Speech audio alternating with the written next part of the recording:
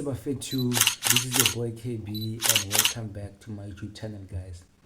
Now guys, on today's video I want to do a timetable for myself.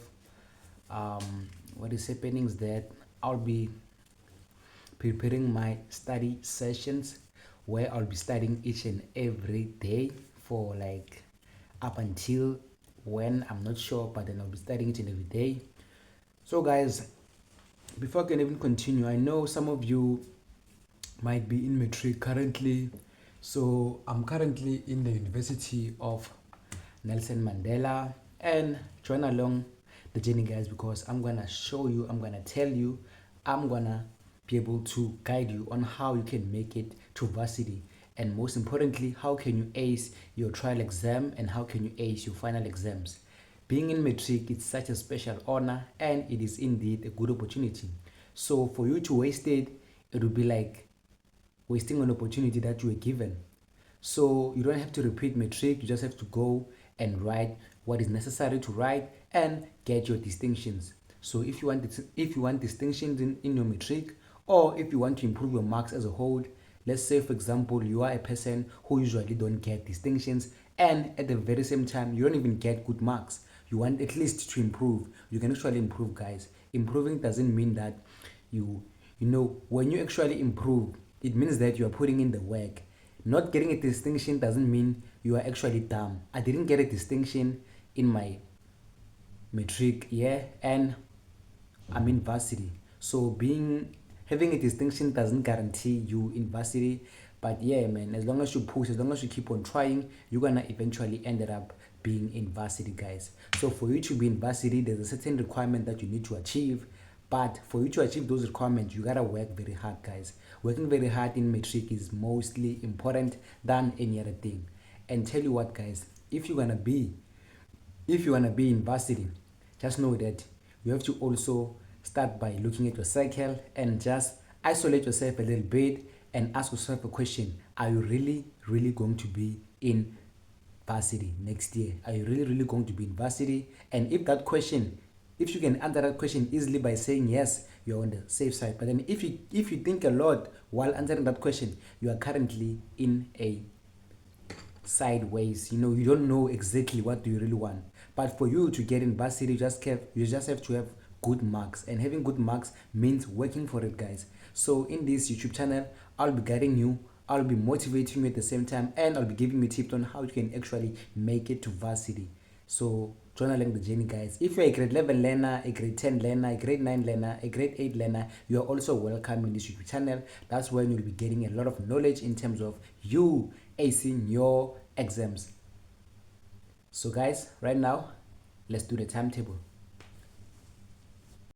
Yeah, Bafethu, and creating a timetable is one of the most important steps if you want to actually achieve your result. When we create a timetable, we don't just create a timetable, we create some sort of like a plan on how are you going to, you plan on how you're going to attack each and everything that you will be studying. Because if you just study randomly, you might actually lose what you are studying. You might actually study things that you were not supposed to be studying at that particular day, and you might sometimes leave important stuff and focus on the wrong stuff. So for you to be organized, you have to create a timetable for yourself. This is the first step of you trying to get good marks, and most people underrate this step because they think creating a timetable is just writing your exam and writing a time.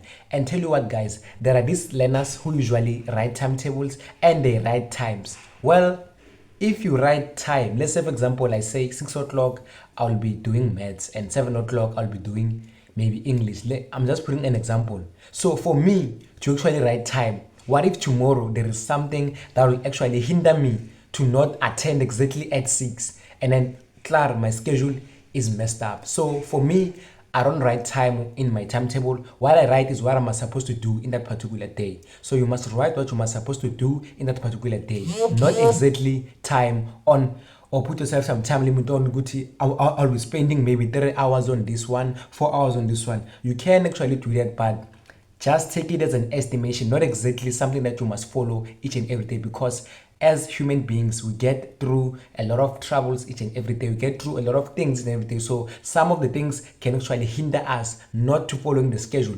But at the end of the day, you gotta make sure that that thing it is done. Whether it is done 6 o'clock, 7 o'clock, 8 o'clock, 9 o'clock, as long as you have done that task for the day. So for me, I don't write times when I usually write a timetable. I write exactly what must I supposed to do.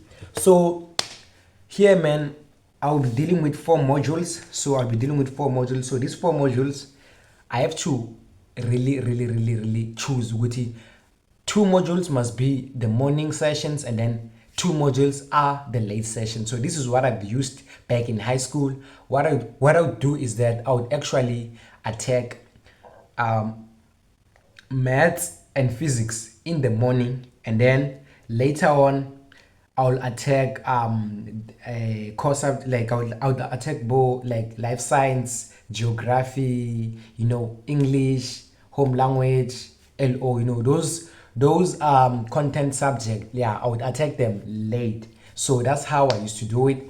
But then overall, guys, I would actually focus on my timetable, and I would follow the timetable according to the way I've written it. Sometimes it was tiring to follow it because we'll go through a lot of stuff, but overall I would follow my timetable pretty much well. So guys, tip number 1 in writing a timetable, what you have to do, you need to forget about time. Just stick to the task. If you were supposed to do Euclidean today, maybe you're supposed to start Euclidean in mathematics paper 2. You're supposed to start Euclidean. You must start Euclidean, whether you study it at 7 o'clock, 8 o'clock, or 9 o'clock. Either way, you gotta have to study it. So this timetable that I'll be doing here, guys, just for me. So obviously this is my own timetable. I'm just doing it for me to get good marks, man, to continue getting the good marks that I always wanted, because getting good marks as a whole requires you as a human being to actually be attached to getting good marks. You don't have to fake it, or you don't have to do it for somebody else. You just gotta do it for yourself, because those marks are meant for you, not someone else. So yeah, man, hence I'm doing like a timetable for myself. This one is my own private timetable, and if I follow this timetable, I know I'm gonna get good marks either way. There is no such thing as I study but I still get low marks. This means there is something that you are not doing which is wrong. You are supposed to be doing things in the correct way, guys. But don't worry, I will still make videos specifically where I'll be tipping you guys, matriculant. I'll be tipping you about how to ace these marks. But in most cases in my school, man, I've done sciences. So I was doing sciences back in high school. So most of the people that will benefit more, But then overall, guys, anyone can benefit. A study tip can work in any subject.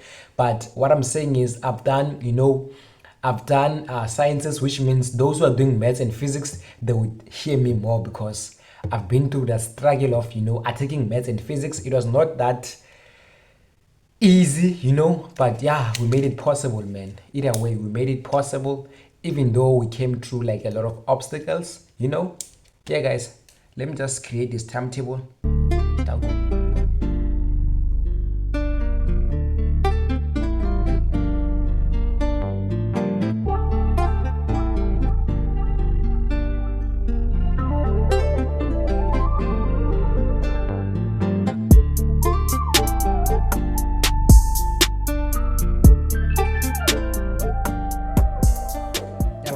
So right now I'm done with my timetable. This is my first step, guys. So the first step for you is to actually create a nice, understandable timetable that you'll be able to follow. An easy and understandable timetable, not something that will drain your energy. Guys, remember, when you study, don't drain your energy. Do something that you'll be able to to adjust to it each and every day. So what I used to do back in high school, there were learners who were cross-nighting, there were learners who were doing all those things. I'm not against cross-nighting, I'm not against doing a lot of work, but for myself or for my body, I was not adjusting very well with those kind of strategies, whereby you cross-night or not. So what I did, I created my own routine, which I know very well. If I follow it every day, I'll be able to grasp it. I'll be able to like follow it each and every day. I knew if I follow this strategy or if I follow this routine, I can repeat it each and every day, and then I'll get used to it. So you must follow something that you'll be able to get used to it. So for me, cross-nighting was not helping at all. In fact, I was always tired. I was sleeping in class, I was sleeping. I tried so many strategies, but immediately after focusing on this strategy, whereby I break down my subjects into 2 sessions, the morning sessions and the late sessions. So my morning sessions, I would wake up around, let's say I woke up around 4 o'clock. Let's say, I'll just put an example. I woke up around 4 o'clock. Then I do either maths or physics. That's when I'll be taking a bath around, I think 5:30, 6. Yeah. And then sometimes we'll enter around 6 if my school is saying we must come at 6 o'clock for the next maybe 3 weeks. Then that's when my morning will be like earlier than usual. And then if maybe we come at the normal time, which is 7 o'clock, that's when my morning session will be a little bit later compared to when we're coming early. And then during my afternoon session or my late session, that's when I use most of my hours. Most of my hours were used in my late session, which means whenever I'm studying maths and physics in the morning, I can still repeat maths or physics in the afternoon, simply because those subjects, they demand a lot. Even if you have done it in the morning, you must still go back and recheck, try to see, are you still good on this one? Are you ready to move on to the next one? So that's what I would do, and it has really worked out for me, guys. And I came from being a nobody. Back in grade 11, I was actually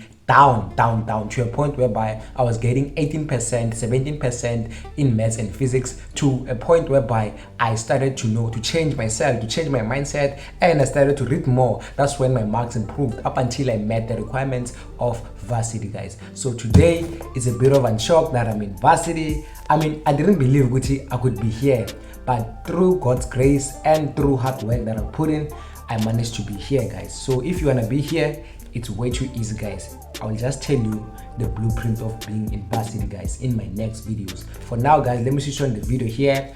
I will see you next time, guys. I was just doing a timetable for myself. I don't really have to show you guys because like this is mine, but I will teach you how to make yours so that you can follow yours. So this is mine, I will be following it. This is mine, it doesn't concern anyone, it only concerns me. So yeah, guys, see you next time. Tango.